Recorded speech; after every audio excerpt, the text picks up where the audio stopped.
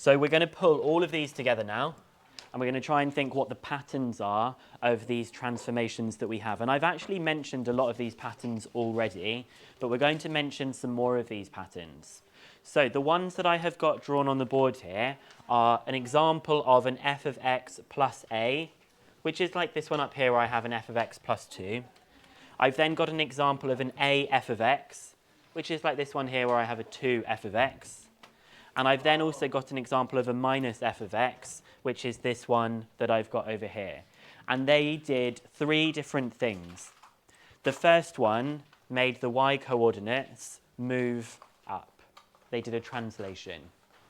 The second one, where the f of x was being multiplied by a, they did a doubling, and in fact they did a stretching in the y direction. So here they made the y coordinates change by a constant amount. Here they made the y coordinates multiply by a constant amount, and in the flipping they made the y coordinates negate. So the thing I want you to spot here is that these 3 are all affecting the y coordinates. And you should notice how the function is changed outside the brackets. It just says f of x plus a, f of x multiplied by a, f of x negated. Nothing has changed inside the brackets. When I'm saying inside the brackets, I mean this bit here, and this bit here. Nothing has changed there. So if there is something outside of the function notation, it is in the y direction. And it pretty much does what you would expect it to do. Plus a, it moves up a.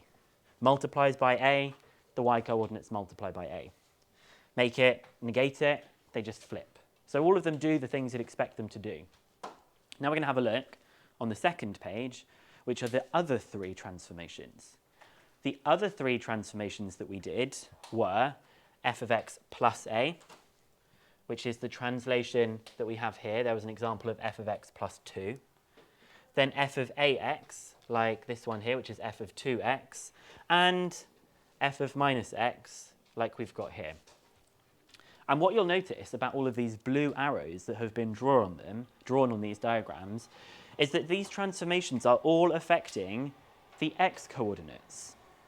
They are these 3 transformations that we have here, and the function is being changed inside the brackets.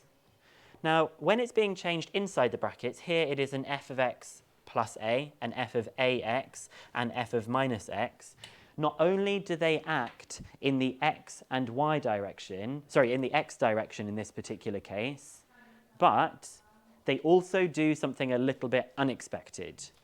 On this slide here, they all did exactly what you expected. Added on a, multiplied by a. But in this case, they do something slightly different. When you do f of x plus a, it actually moves minus a. And instead of it multiplying the x coordinates by a, it multiplies the x coordinates by 1 over a. So these ones do the opposite of what you'd expect. They actually go minus a0, and they multiply by 1 over a. This one still just does a flipping. This one kind of doesn't do anything super crazy. It still just is a flipping.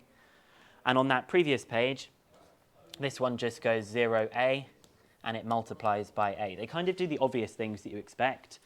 When they are inside the brackets, they do something the opposite of what you'd expect them to do. Just wait for 1 second, okay? So when it changes inside the brackets, it's to do with x, and it also is a little bit unexpected that we have. So on the top of that next page, we're just going to write down the summary of all of these things that we have noticed so that you can have them all in one place. So I probably would do a bit of a line down the page here, because I've noticed these ones are all outside the brackets, which means all of these ones are going to be things to do with the y direction. All of these ones, it is inside the brackets, so these are going to be things that are to do with the x direction. So f of x plus a is a translation of 0a. F of x plus a is a translation of minus a 0. Notice how this is kind of unexpected.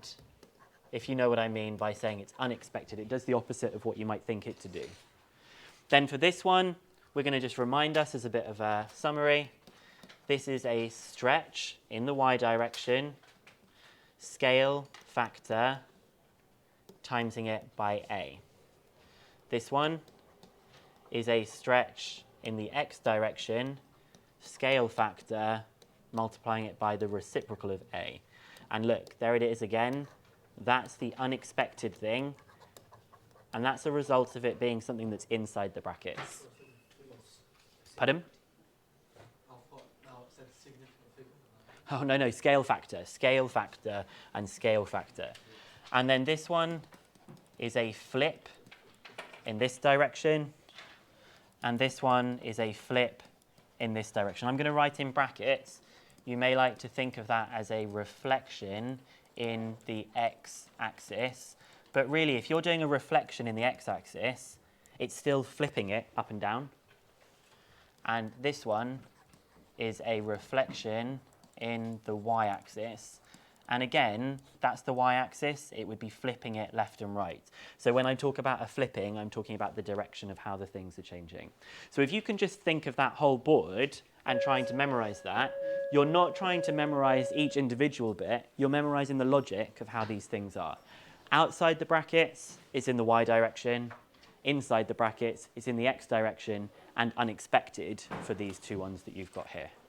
Okay, we're going to do some more work on this in the next lesson as well.